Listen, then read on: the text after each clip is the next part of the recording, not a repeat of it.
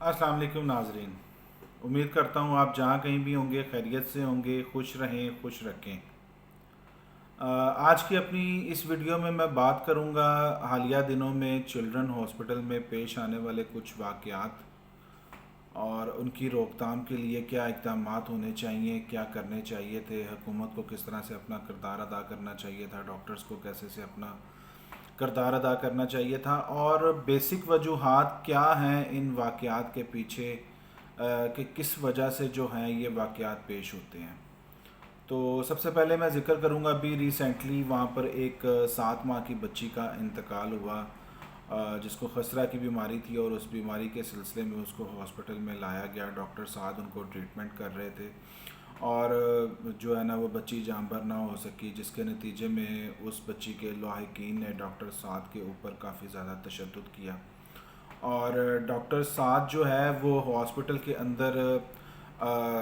अपने जो security guards हैं उनको बुलाते रहे, अपने स्टाफ को बुलाते रहे, अपने कुलीग्स को आवाज़ें देते रहे कि कोई तो मुझे बचाने के लिए आए। लेकिन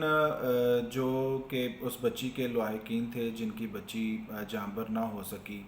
उन लाहिकीन की तादाद सिर्फ 4 या 5 लोग थे वो, जो कि अभी फ़िलहाल अब जेल में बंद हैं।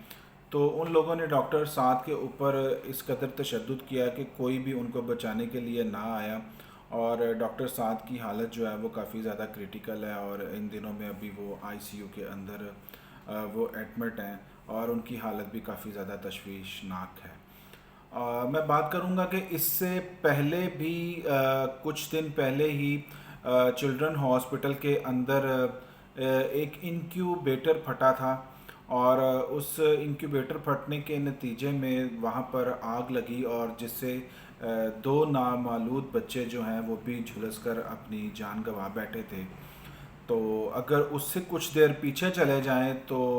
वहाँ पर एक नर्स थी, जिनका नाम नर्स रुखसाना था। उनकी मौत का वाक़या पेश आया और अभी तक फ़िलहाल जो है उसकी इन्वेस्टिगेशन चल रही है, लेकिन कोई भी ठोस रीज़न सामने नहीं आ पा रही। लेकिन जो रीज़न सामने आ रही है उस रीज़न से बज़ाहिर ये लग रहा है कि डॉक्टर रुखसाना के ऊपर ज़हनी दबाव, काम का ज़हनी दबाव इस कदर शदीद था कि वो काम का बर्डन जो है वो बर्दाश्त नहीं कर सकी और उन्होंने ख़ुद अपनी जान को ले लिया। उसमें एक तो मैं ये बात करूँगा कि हॉस्पिटल्स के अंदर डॉक्टर्स को जिस तरह से फैसिलिटेट्स किया जाता है या उनको जो भी सहूलतें दी जाती हैं, जूनियर डॉक्टर्स और नर्सिंग स्टाफ को वो सहूलतें नहीं दी जाती। सेकेंडली, दूसरे नंबर पे मैं यहाँ पर ये बात करूँगा कि नर्स रुखसाना के हवाले से कि उनके जो उनके हॉस्टल्स हैं, उनके हॉस्टल्स के बिल्कुल सामने ही डॉक्टर्स के हॉस्टल हैं। तो डॉक्टर्स के हॉस्टल के अंदर जो है वो लिफ्ट, एयर कंडीशन और तमाम जदीद टेक्नोलॉजीज़ जो हैं वो यूज़ की गई हैं, जबकि उसके मद्दे मुकाबिल जो सामने नर्सिंग स्टाफ एरिया है उसके अंदर ऐसी कोई सहूलतें उनको नहीं दी जाती। दूसरे नंबर पर मैं यहाँ पर ये बात करूँगा कि सिस्टर जो नर्स रुखसाना है, इन्हें ऐसी क्या वजह थी कि इन्हें अपनी जान लेनी पड़ी। अगर मान लेते हैं कि चलें जी उन्होंने ख़ुद अपने ख़ुदकुशी की और ज़हनी दबाव जो है उसकी वजह से उन्होंने अपनी जान ले ली। यहाँ पर मैं बात करूँगा सबसे पहले कि जब उनका इंतकाल होता है तो उससे कुछ दिन पहले ही उनके रुखसाना नर्स जो हैं उनके फ़ादर का भी इंतकाल होता है और उनके फ़ादर के इंतकाल पर उन्हें जो है वो सिर्फ़ और सिर्फ 3 या 4 दिन की छुट्टी दी जाती है और उसके बाद उन्हें मजबूर किया जाता है कि वो दोबारा से वापस अपनी ड्यूटी ज्वाइन करें, क्योंकि हॉस्पिटल में पेशेंट्स का बहुत ज़्यादा रश है और बर्डन है, जिस वजह से जो है ना वो उन पर दबाव डाला जाता है कि वो वापस आकर अपनी ड्यूटी ज्वाइन करें। अब जब वो हॉस्पिटल में वापस आ जाती हैं तो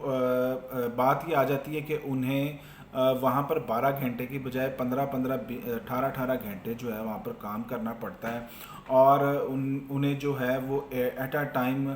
25 مریضوں کے بیڈوں کو دیکھنا پڑتا ہے۔ تو یہاں پر سب سے پہلے تو میں بات کروں گا انٹرنیشنل میڈیا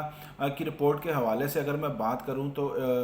انٹرنیشنل میڈیا کی جو رپورٹ ہے وہ یہ بات کہتی ہے کہ جو ایک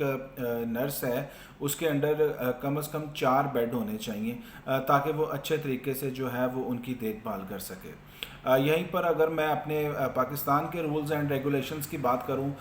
تو پاکستان میں جو ہے وہ رولز اینڈ ریگولیشن کے حساب سے تقریباً 10 بیڈ نکلتے ہیں ایک نرس کے انڈر، کہ ایک نرس کو جو ہے وہ 10 بیڈ دیکھنا ہوتے ہیں۔ لیکن حقیقت پر میں اگر بات کروں تو حقیقت میں ایک نرس کو ایک سرکاری ہاسپٹل کے اندر 60 سے 70 بیڈ دیکھنا پڑتے ہیں، 60 سے 70 پیشنٹس کو ایٹ اے ٹائم دیکھنا پڑتا ہے۔ کیا یہ پاسبل ہے؟ میں آپ عوام سے ہی اس کا جواب مانگتا ہوں، پلیز مجھے آپ اس کا کمنٹ کریں کہ کیا یہ پاسبل ہے کہ ایک نرس جو ہے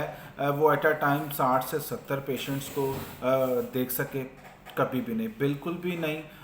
ہمارے سرکاری ہاسپٹلس میں کیا ہوتا ہے، ایک جونیئر ڈاکٹر ہوتا ہے اور اس کے انڈر جو ہے وہ 2 نرسیں دے دی جاتی ہیں اور انہیں کہا جاتا ہے کہ جی یہ آپ پوری وارڈ دیکھیں، اس کو پوری وارڈ کو آپ نے آپریٹ کرنا ہے، یہاں پر آنے والے سارے پیشنٹس کو آپ نے فیسیلیٹیٹ کرنا ہے۔ تو اب بھی اس وارڈ کے اندر 40 بیڈ ہوں، 50 بیڈ ہوں، 30 بیڈ ہوں، 60 بیڈ ہوں، 70 بیڈ ہوں، جتنے بھی پیشنٹس ہوتے ہیں وہ ان کو ہی دیکھنا پڑتے ہیں۔ یہاں پر جو سب سے بڑی غفلت آتی ہے وہ یہ چیز آتی ہے کہ جو ہمارے سینئر ڈاکٹرز ہیں وہ اپنی رسپانسبلٹیز جو ہیں وہ اچھے طریقے سے سر انجام نہیں دے رہے۔ ایمرجنسی کے اندر بھی اگر پیشنٹس آتے ہیں تو جو سینئر ڈاکٹرز ہوتے ہیں وہ خود اپنے آپ کو اپنی ایکٹیویٹیز میں ہی مصروف رکھتے ہیں اور اپنے جونیئر ڈاکٹرز کو کہتے ہیں کہ وہ جا کر اس کیس کو دیکھیں اور ہینڈل کریں۔ میں یہاں پر بات کروں گا کیا جونیئر ڈاکٹرز کی اتنی ابیلٹیز ہوتی ہیں جونیئر ڈاکٹرز کے اندر کہ وہ کیس کو صحیح طرح سے سٹڈی کر سکیں اور بر وقت جو اقدامات لینے ہوتے ہیں وہ لے سکیں؟ بالکل بھی نہیں، قطعاً نہیں، میں اس چیز سے ایگری نہیں کرتا۔ ایک سینئر ڈاکٹر جس طرح سے فرسٹ ڈیسیژن لے سکتا ہے، ایک جونیئر ڈاکٹر اس طرح سے اپنا فرسٹ ڈیسیژن نہیں لے سکتا، اور یہی ہماری بیسک سب سے بڑی غلطی نکلتی ہے کہ جو ہم لوگ جو ہے وہ اچھا عملہ اور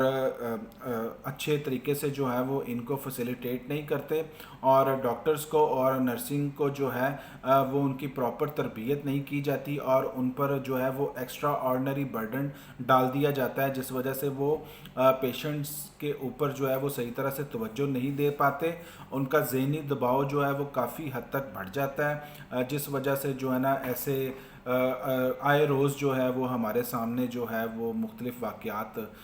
ہمارے سامنے رونما ہوتے رہتے ہیں۔ ابھی چلڈرن ہاسپٹل کی بات کر لیتے ہیں، تو جیسا کہ میں نے آپ کو بتایا کہ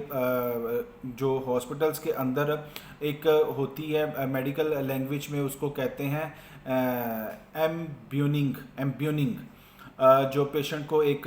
وہ سانس دینے کے یعنی کہ یہ کام کرتا ہے، وہ وینٹیلیٹر کا کام کرتا ہے۔ اگر وینٹیلیٹر ہاسپٹل میں نہیں موجود ہوتا تو اس کی جگہ پر وہ پیشنٹ کو جو ہے وہ موقع کے اوپر ایمبیوننگ کرنا ہوتا ہے، جس سے اس کی سانس بحال کی جاتی ہے۔ تو اس کام کے لیے میں نے جو چیز نوٹ کی ہے، خود آبزرو کی ہے، ہاسپٹلس کے اندر جو لاحقین پیشنٹ کو لے کر آئے ہوتے ہیں انہیں کوئی کہا جاتا ہے کہ آپ جو ہے یہ پمپ کرتے رہیں تاکہ آپ کے پیشنٹ جو ہیں وہ ان کا جو ہے نا وہ سانس بحال ہو سکے۔ اب یہاں پر میں یہ سوال کا جواب چاہتا ہوں، کیا جو لاحقین جو ہیں وہ اپنے پیاروں کو لے کے ہاسپٹلس کے اندر جاتے ہیں ان میں اتنی عقل اور اتنا شعور ہے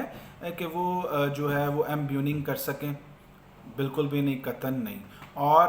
جو نرسیں ہیں ان کے اوپر ہی یہی ذمہ داری ڈال دی جاتی ہے کہ اگر نرسیں جو ہیں وہ ایمبیوننگ کرتی رہیں گی تو پھر وہ باقی معاملات کیسے کریں گی؟ ایک پیشنٹ کے اوپر ایک نرس جو ہے وہ کئی پیشنٹس کو دیکھ رہی ہوتی ہے۔ تو لہٰذا جو ہے میرا وہ حکومت سے اور سینئر ڈاکٹرز سے جو ہے نا وہ یہی میرا سوال ہے کہ کائنڈلی آپ اپنی ذمہ داری کا مظاہرہ کریں اور ہاسپٹلس کے اوپر جو ہے وہ توجہ کریں۔ یہ بہت نازک معاملہ ہے، یہ بہت حساس معاملہ ہے، اور تاکہ جو ہے نا وہ ہاسپٹلس کے اندر ایسے واقعات نہ ہوں کہ کبھی آگ لگنے کی وجہ سے بچے جھلس کے مر رہے ہیں، کہیں کسی جگہ پر ڈاکٹرز پہ تشدد کیا جا رہا ہے، لواحقین کر رہے ہیں، کبھی کسی جگہ پر جو ہے وہ جو ہے وہ وینٹیلیٹرز کی فیسلٹی نہیں ہے، اور وینٹیلیٹر تو چلے دور کی بات ہے، ہاسپٹلس کے اندر جو آپریشن کرنے والے آلات ہوتے ہیں، اسیسریز ہی نہیں پوری ہوتی ڈاکٹرز کے پاس. تو جب ان کے پاس اسیسریز پوری نہیں ہوں گی، آلات پورے نہیں ہوں گے، تو وہ کیسے کسی طریقے سے ایک پیشنٹ کو، سیریس پیشنٹ کی جان بچا سکتے ہیں؟ تو میری جو ہے حکومت سے اور سینئر ڈاکٹرز کے ساتھ جو ہے میں ان کو یہ سوال کر رہا ہوں اور ان سے اس بات کا جواب چاہتا ہوں کہ یہ اقدامات آپ کب اٹھائیں گے؟